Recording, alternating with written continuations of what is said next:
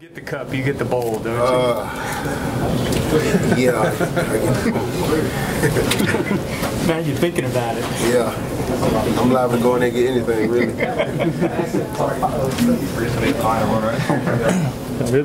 Reggie, particularly in a game like this where you know you're going to get a steady dose of the run from Georgia, how much does the depth that you guys have in the front seven help? It helps out a lot because once guys get tired and winded out there, you can bring somebody right into the game that's fresh and ready to go and can play in the game at any time. I know last week during practice you challenged the defense. What was that meeting like with the guys, and what have you seen, obviously, from their response? It's just, man, we can't worry about what other people say on the outside. We got to come together and worry about the inside. We can't worry about the outside, because once you worry about the outside, you get displaced. And so everybody's worrying about each other on the inside, just playing hard. Like I was telling the guys, if they can't score, they can't win. And that's a model for us, to try to stop them from scoring on the defensive side of the ball. Did that refocus? But going off of that, though, the highs and lows of this program is something we've talked about a lot with everybody over the years. I mean, obviously in the locker room you can manage it, but I mean, a loss is the end of the world. A win, you guys might be overrated. How do you guys manage that on the outside? It's hard to block it out. There's so much interest in the floor. It's easy to block it out because if you have the right mindset, you go in and do anything you want to do. You got the right mindset. And if you lose, here it's like the end of the world, but it's a long season and we still got a lot of football to play. And we got to show the world that we're still Alabama. Did that meeting refocus the team, you think? Oh yeah, because a bunch of guys came more focused and ready this weekend. You just tell the preparation. So like if we had the right preparation during the week, we play good. And if we don't, we play down. So it's up to everybody just to have the right mindset going into practice and just be mentally ready for what Coach Saban throws at us. How tough is it to stop a guy like Nick Chubb?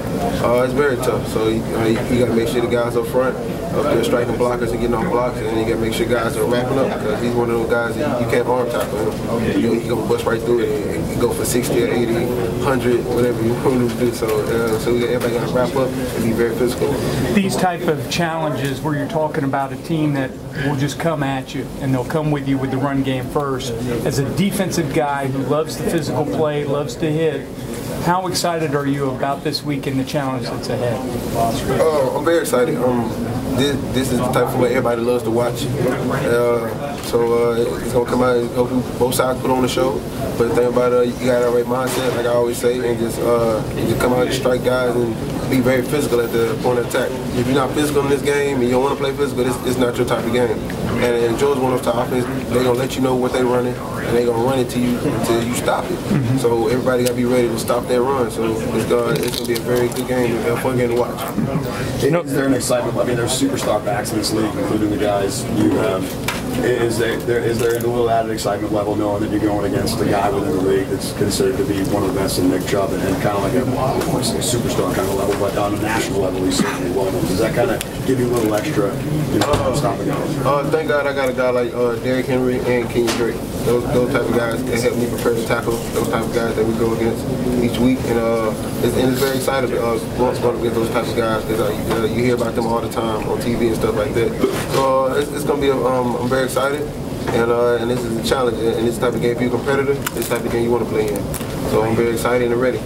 Growing up in Alabama, what does the Alabama-Georgia rivalry mean to you? Do you remember anything about one of the games specifically growing up as a little kid? Probably the blackout game. Like at the time, I was just going around.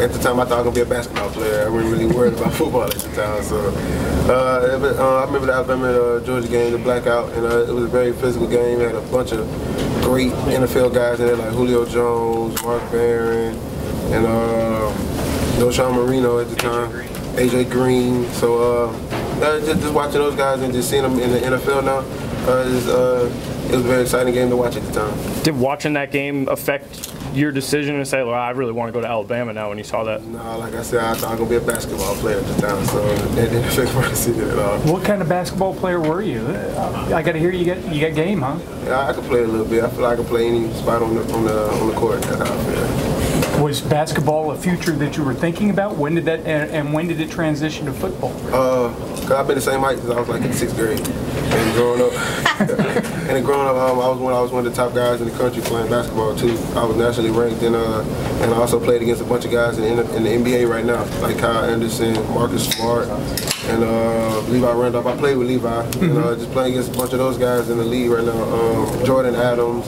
Jonell Stokes, play against those guys, and those guys are some of my good friends that I talk to still today.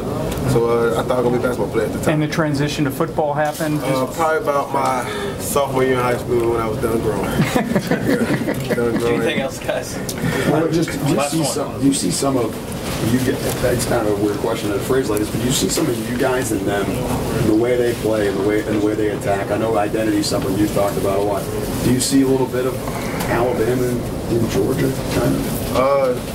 I don't want to sound the wrong way or anything, but Alabama's Alabama and Georgia's Georgia. They have their own identity. We have our own identity. Can't nobody be Georgia and can't nobody be Alabama. So it's all about what the coach brings to the program. Okay.